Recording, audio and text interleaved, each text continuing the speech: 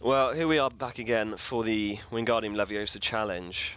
Regrettably, I've managed to reacquire my little travelling square of light, and you know, you can't see it, but I've got my night vision goggles back. You can, yeah, look, you can just see them. So, hopefully there's some cutscenes where we can enjoy this. But, yeah, this music cue for years has inspired a sense of paranoia in me.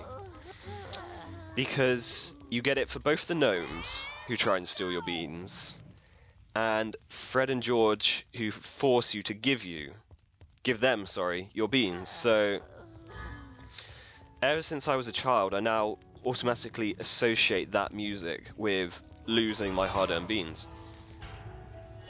Whereas this music is lovely because it means there's not a threat around, and you can just go around having nothing more complex to deal with in your life than collecting beans. Like, you know, it's obvious, you know, Harry doesn't have a love interest at this time, he's too young. This is what constitutes work. He doesn't have exams.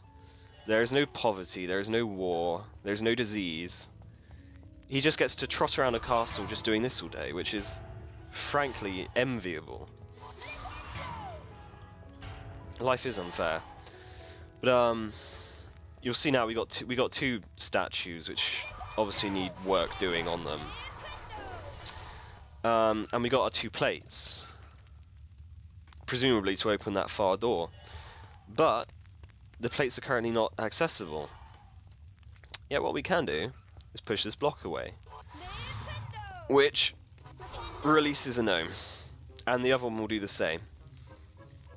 Now, and there's that horrible music again. As you can see, this reveals the plate, so that we can, you know, continue through the level. And ordinarily, I hate the gnomes, but I like these particular ones because you can blast that, and you kind of crush their hands underneath it. I assumed it because they're kind of stunned. He's not feeling any pain, but I mean, look, he is trapped underneath what must be a sort of 2-ton piece of marble or wood. So I'm happy enough with that gnome being there. Look, he's going to be completely under it. He's dead, as far as I'm concerned. Yep. Well, look, you were going to try to steal my beans, so you had this coming to you. I tell you what, if you push that back now, all that there will be there is a little crimson stain. I guarantee it. Anyway, so we'll Wingardium Leviosa this block with its statue and surrounding disco light, which will probably open either the door or the kind of grill in front of it. Yeah, okay, so we get the door, and this one does that iron grill. A story worth telling about the Wingardium Leviosa spell is, when I used to play this on my old computer, the audio used to glitch, much in the same way that the sorting hat did when it said Gryffindor. So, from time to time, when you would say Wingardium Leviosa, the little bit of code that tells it to stop playing that noise just didn't work. So, for the entire time of casting the spell, you'd hear Harry saying Wingardium Leviosa, but it would be about 50 to 100 Harrys all saying it at once, in that voice, with a couple. You know, there's a couple of versions just so it's not too monotonous, and you'd hear each one numerous times at the same time, overlapping with all the others. And so it's just like the impression of being in a room with 100 Harry clones, all saying Wingardium Leviosa. It's really quite funny. I hope it will do it again. But on this computer, I dare say not. I mean, you can see the sort of ground textures. Oh Christ, hold on. Sorry, the platform is floating away. And you can see what I mean when I say this one is quite dangerous. I mean, Hogwarts is clearly so big it disappears into blackness. So if you fall down that, that's a dead first year on your hands. I don't know what Dumbledore's answer to that would be. He does seem to have a kind of option for everything. He'll probably just give some bullshit like I was trapped in a room full of angry fire crabs, which, that's fair enough, it could happen, but it's also convenient, isn't it? Oh man, the ground textures on this game. Obviously the graphics are quite advanced. There's 32x anti-aliasing, which I've had to disable because obviously my computer can't run it. You know, this is a good modern laptop, but well, this game was the pinnacle of technology when it came out. It still is, really. So you got to have the graphics quite modest. There's the wizard card.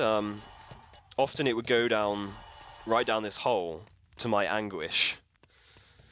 Of course, you can get it back, but no one likes to see a wizard card go flying away from them. There's my night vision. That could come in useful later. There's actually a level at night. So we've got all these beans. Oh no, we haven't quite. I think these green ones are the bogey ones, because you know the bogey ones are sort of subjective, kind of. They're infamous, really. As is earwax, I believe. But I think we've collected everything from here.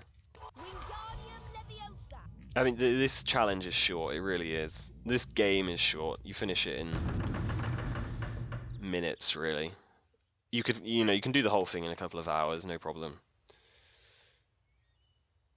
But it is atmospheric and it is quite enjoyable nonetheless. If only because it makes Hogwarts look so nice compared to the shithole it is in the films, where everything is on fire. Can I? Oh, that's risky. Harry's a gambler. That's quite selfish, really, because he is the chosen one. He shouldn't go wasting his life kind of jumping off these, but anyway, I think that's the challenge done. Have I missed a star? I will be distraught if I have, so I really hope not. Congratulations, Mr. Is that 20 points? You completed the challenge. You've collected Yes! all the challenge stars. 20 all 20. Brilliant. Now, off you go. Now, see, he just goes off there.